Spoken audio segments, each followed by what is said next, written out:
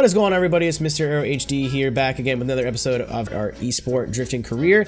So, of course, we are here round 4 for ESDA Nurburgring. That was on August 4th. So, I want to let you guys know that we missed 2 events. You guys aren't going to get those videos, and I'm explaining why really fast.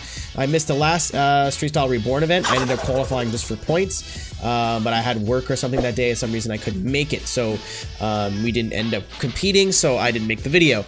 And then the next event that we missed was Drift Wars at Lime Rock, where I qualified really bad, and there was only 7 people in the event. So I decided, like, do I really want to get up? I think I had something that day, or like had something the day before. I'm like, do I really want to get up super early or early-ish and make the event when it's probably not going to be all that fun? No, I don't. I'll go out Friday, have my Friday night, and have some fun. So I did that. Didn't end up making that event. So I was going to show you guys just the qualifying runs, but I figured you'd be bummed out getting 2 videos in a row where I qualified, but I didn't decide to not compete. So I'm just gonna omit those. Another thing that we're gonna skip, but I want you guys to let me know. Would you like me to include the top qualifying run for each thing? So, like, let's say I-10 and Big D in his Mustang qualified first for this round at ESDA. Would you like me to include that run just to show you guys what the best run looked like, and then I can judge off of those? But let me know. This series is only going to get bigger and better as we keep competing. So, but yeah, I'm going to show you guys my first qualifying run, and we're going to talk about it.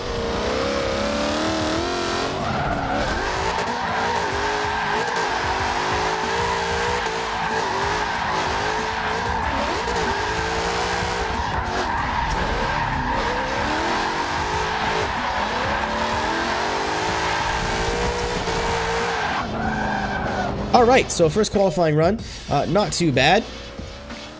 So the entry point is a little grate up here that we'll stop on, but this is where I start to enter. You'll see, like, that's where I start to pull the e-brake and start to turn, because by the time things start to happen, you're entering by this grate, which is where they want you to enter. So I didn't really use this as an entry point. I used it as a I better be like sideways by the time I get to this point. So this was actually a better entry point, which I think over in hindsight. That was a dog that walked behind me. In hindsight, compared to the people with lower scores, I think that helped out a lot. Because a lot of people are watching the video and just went, that's the entry point. And then they'd enter here and go way wide for their first turn. So in the first turn, I didn't do too bad. Got some decent angle here. I'm on the clip. It looks like pretty good from the front tires. I guess I could have used the stick. Yeah, you can see like the tire line. You're going to want to start pushing out wide at this wall here, which I do. I don't quite make the, I gotta disappear here for a second. Boop. So the outer zone is like right here. I didn't really quite get there. You want to be touching this white line. It's a little bit farther down from here. So I didn't quite get there, but honestly, not that big of a deal. Run's been pretty good so far. Good transition. Could have been a little bit more aggressive to my transition, but I want to get a good safe run in the bag. What happened here is I transitioned a little bit too far because I wasn't far enough to the left. I ended up overshooting my right a little bit, and I got one rear tire on that curb, which I don't think you were allowed. Even so, they would hit the grass here. I think it happened so quickly, though, that a judge wouldn't be able to dissect it. So again, in my mind, everything's going great. I hit this clip a little bit late. You're supposed to hit it center and then push wide, but I hit it kind of late, which makes me push into a late apex.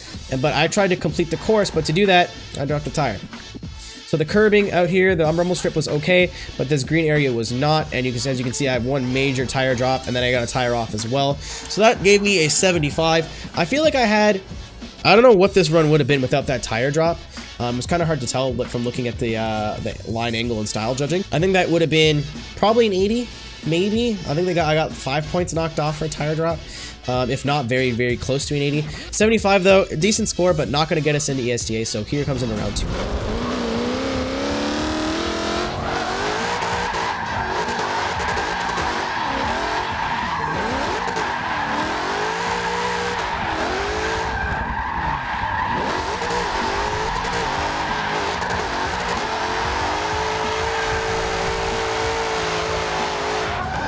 So as you can see, a bit better of a run this time.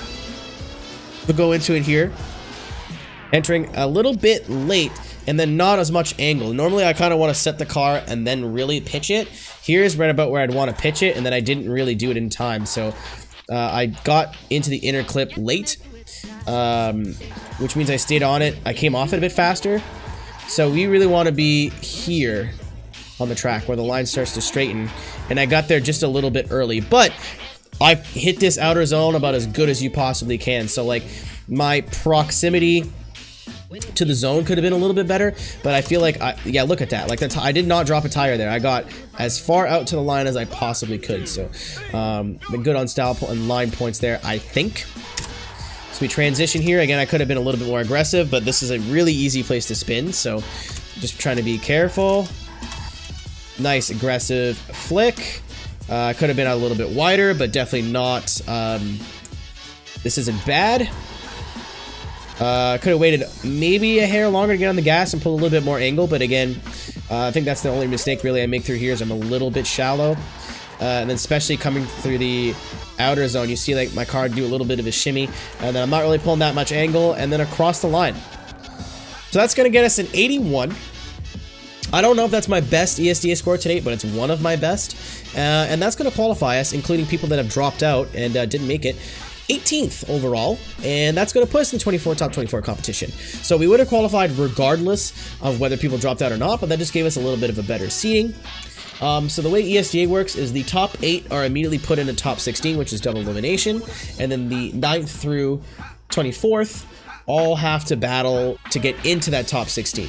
So we're all single elimination. Once you win your first battle, then you're in double. So we ended up making the single elimination bracket, which is super awesome. By the way, this is the first time I've qualified this year. Probably my qualifying is getting better and better. I think these 2 runs were probably the best 2-run package that I put together. Even if I didn't drop a tire there, that would have been a way better first run.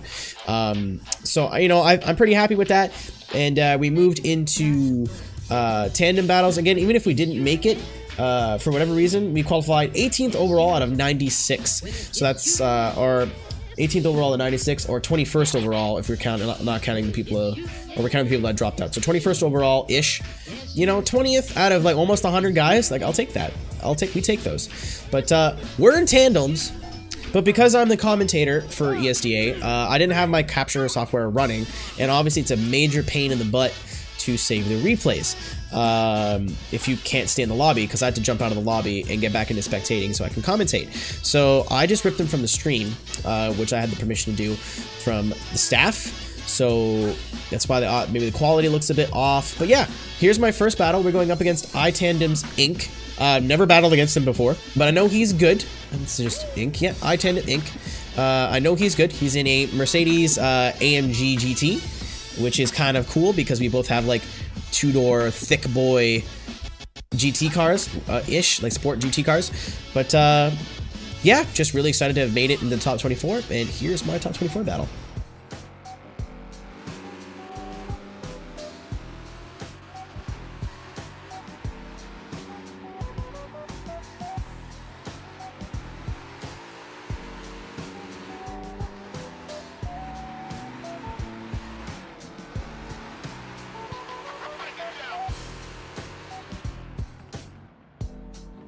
So as you can tell here, sometimes when you spawn into the Nurburgring, also sorry again, it's just like dark and weird looking. When you spawn into the Nurburgring, sometimes you get the sun here, which sucks. Right in your eyes, so I had a really hard time seeing. My screen was a little bit brighter, but like this, my entry point's right there, and you can barely see it. So I'm just gonna go, well, I'll just do whatever Ink does. Also, normally I try to stay right on someone's quarter panel when they start from the 40 roll, which ends where this grass changes. But he gets a really good jump. He jumps a little bit early actually, but you know, this what it is. Jumps a bit early, gets a good jump on me. And we got about a car and a half length gap here. So I know that where I can make ground on this track. So I entered in the right place. Cool. By sheer fucking luck. He's got a good gap on me, but I'm matching his angle. He's got actually a little bit more angle than me. He was doing really well all day with angle. Got a little bit more angle than me, but I'm like, that's fine. This is not bad angle that I have here. Gonna be jabbing in. I close in through the exit of the corner. He doesn't go out that wide, which is fantastic for me, which means I can run a little bit faster by getting out maybe, oh, he ends up getting there. He gets there where you're supposed to. But I went just like a little bit more shallow. I'm just like sacrificing the tiniest amounts in the follow position. I'm not making it obvious that I'm trying to gain, but I am gaining.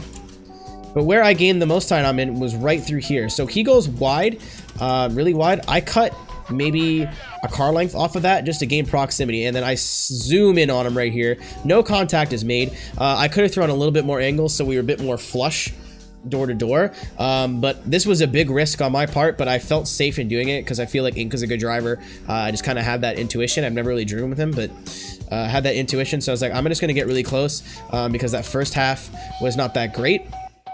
Unfortunately, I did have to sacrifice this zone to do that, so I transitioned a little bit early and I had to sacrifice that zone, but that's fine. You know, I felt like this was a really close proximity, and I just kind of had to hope that I pulled away from Ink, because if Ink couldn't get close to me for some reason or was uncomfortable behind me, because I knew he hadn't battled me before, so I did not know how he was going to drive against me. I was like, cool, I have that in the bag. I have a, you know, not the best chase run, but I have an exciting finish to the chase run in my bag. And then we had a second run. I'm just going to explain it because I didn't record it, or I didn't chop it up into this replay. We had a second run where Ink is following and I'm leading, and then coming into this transition, unfortunately his car lags forward, bumps mine, and just shoots me off the track. It was a little bit up to me slowing down in a weird place, and it was a little bit due to lag. Like the car, if you see on the stream, there's like 3 car lengths in between us, but on my screen he just plowed right in the back of me.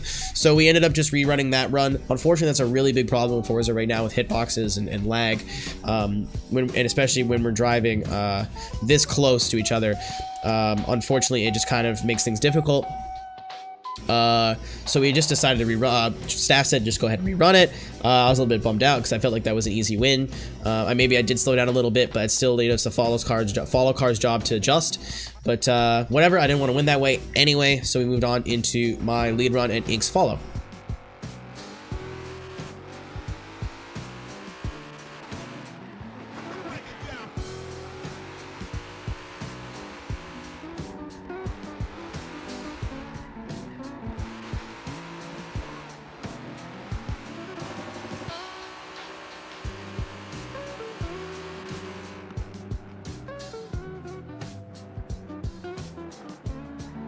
Alright, so coming into my lead run, I entered not very late, but a little bit later than I wanted to. That's why I threw on some foot brake just to push the car forward. Ink, as you can see, is a little bit closer than I was, and he also has, I don't know, just the way he pitched his car, he just closes in. He also, look at this angle.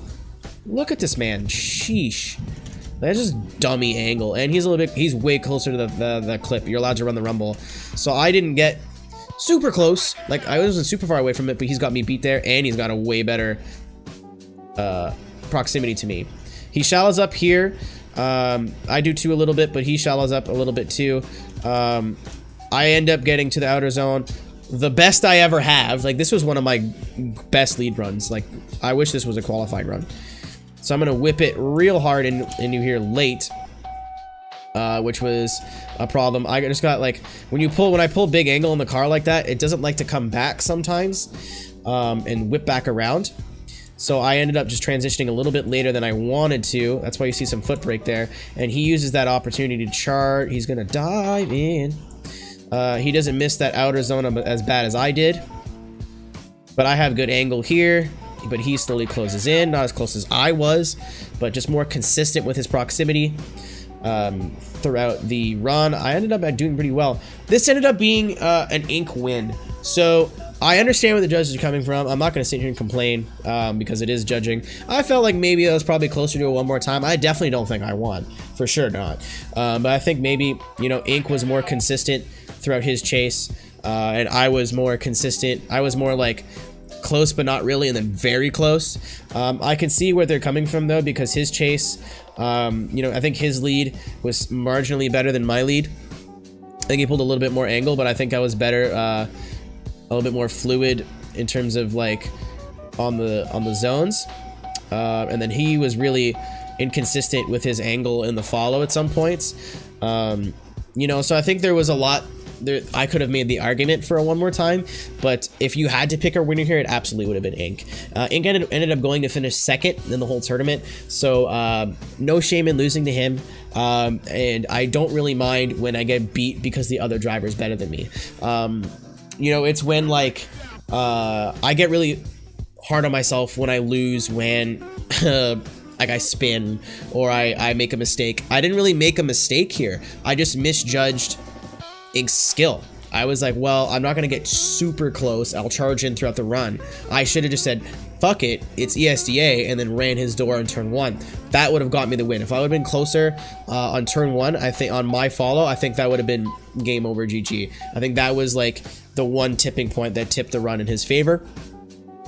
But I have no problem when I just get beat by a better driver. It was not a case of me making mistakes here. It was just Ink drove better than me.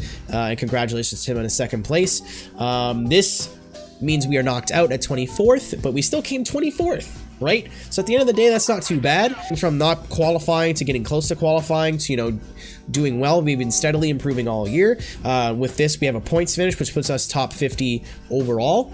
I think we're 48th in points now. So it's, you know, silver line to everything. There's still 2 events left. I unfortunately will not be making the next one at Daytona. I was going to qualify, but I don't think I'll get the points if I don't show up. So good luck to everyone competing. And then we have our last round at Suzuka. I like Suzuka, but I definitely need a lot more seat time there. So expect me to be practicing that in streams in the near future. But thank you guys very much for watching. This has been a hell of a year, and I hope that I can have something for you guys at the end of the year at Suzuka. So thank you guys so much. Go ahead and check out eSports, ESDA at eSports, all the links below. Go check me out on Twitch if you guys want to watch this stuff live. But thank you guys so much. I'll see you in the next one. Take care. Peace.